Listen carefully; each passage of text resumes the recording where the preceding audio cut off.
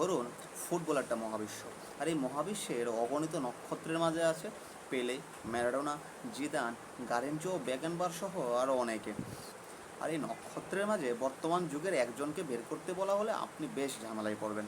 আপনাকে বেছে নিতে হবে দুজনকে, এবং সেই দুজনের মাঝে একজন অবশ্যই রোনালদো। রোনালদোকে নিয়ে বলতে বসার সবচাইতে বড় ঝামেলা হইতেছে, তাকে নিয়ে এত বেশি বলা হয়েছে যে এখন তাকে নিয়ে বলতে গেলে মনে হয় কিছুটা পুরনো কাসুন্দি ঘাটার মতো ব্যাপার। তাই আজ তার কেরিয়ারের দিকে না গিয়ে একটু অন্য কথা বলা যাক।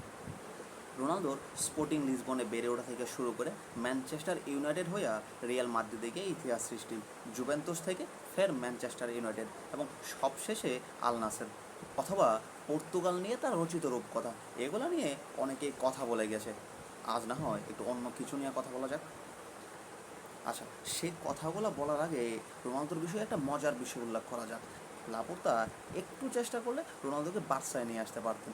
2003 সালে রোনালদিনহো যখন বার্সায় যোগ দেন, তখন তার সাথে সেই গ্রীষ্মে নিয়ে আসেন রাফায়েল মার্কেজ এবং রিকার্দো কোয়ারেজমাকে। রাফায়েল আর রিকার্দোর চুক্তির ব্যাপারটা দেখতেছিল জর্জ মেন্ডেস, যিনি লাপোর্তাকে রোনালদোর ব্যাপারটি বলেন। মেন্ডেস 17 মিলিয়ন ইউরোর বিনিময়ে রোনালদোকে বার্সার কাছে বিক্রি করে দিতে রাজি ছিলেন, কিন্তু লাপোর্তা রাজি হননি।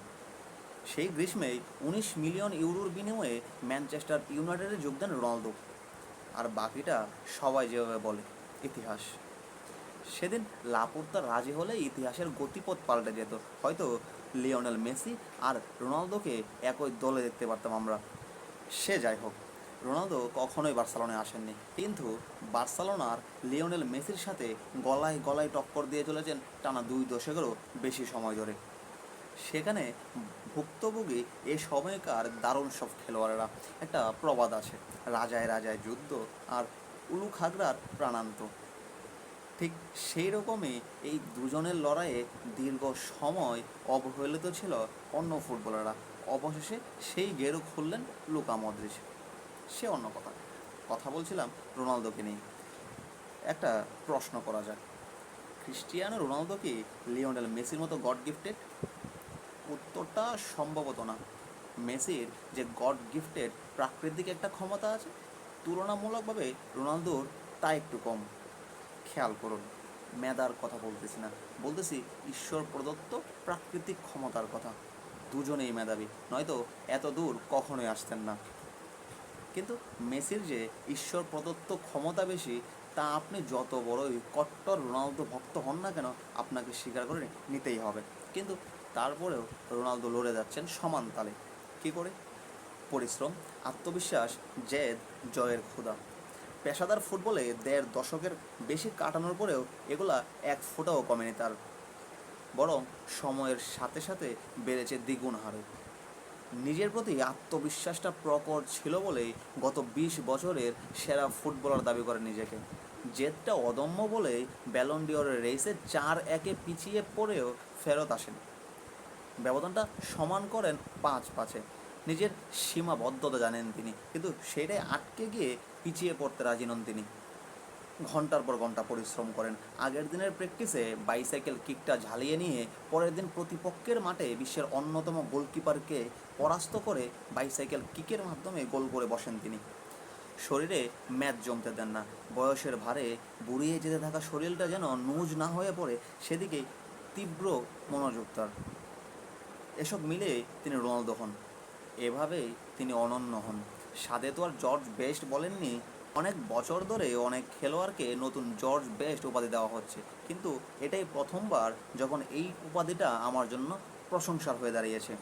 আরেকটা জিনিস রোনালদোকে অসাধারণ করে তোলে, তা হচ্ছে রোনালদোর অভিযোজন ক্ষমতা। কেরিয়ারের শুরুতে রোনালদো একজন ক্লাসিক্যাল উইঙ্গার হিসেবে শুরু করেন। উইং ধরে দৌড় শুরু করলে তাকে ঠেকায় সাধ্যকর।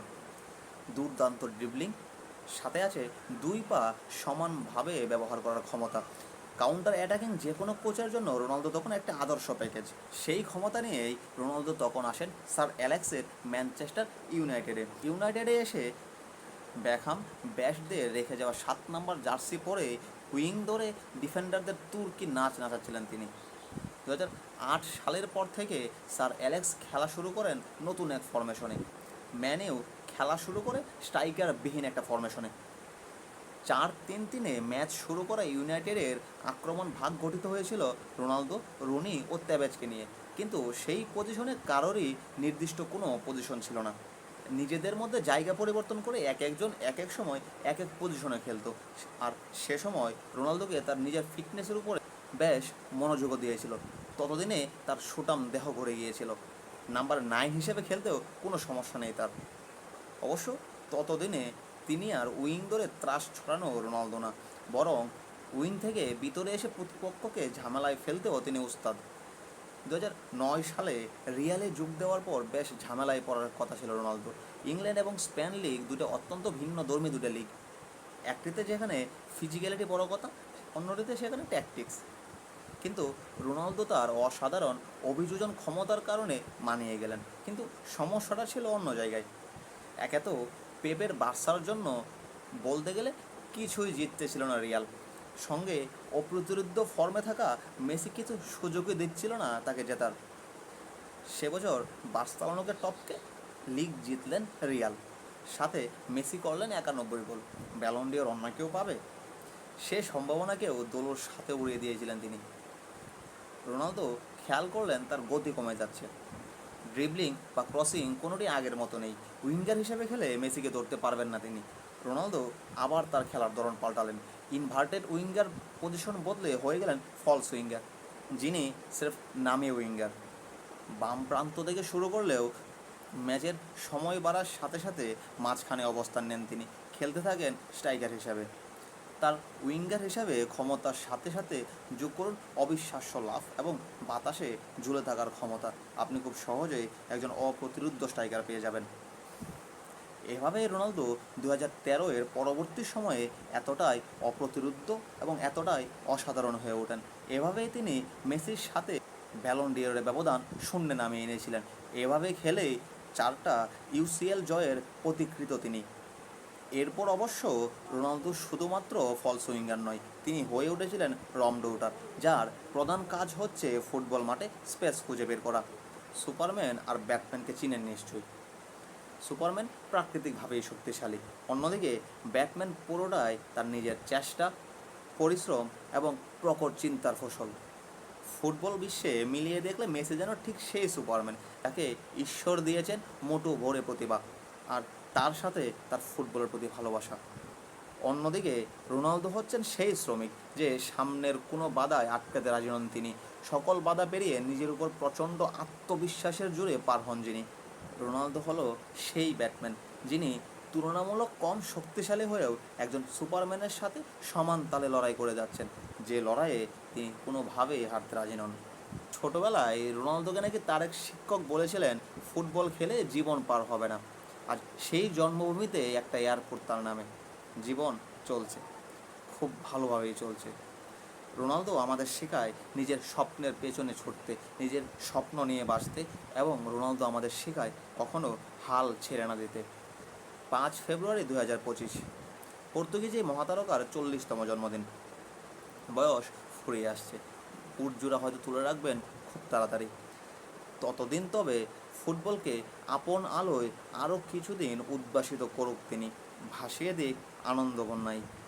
নিশ্চিতভাবে বলা যায় সেখানে ঢুকতে অধিকাংশ ফুটবল প্রেমীরই কোনো আপত্তি নেই।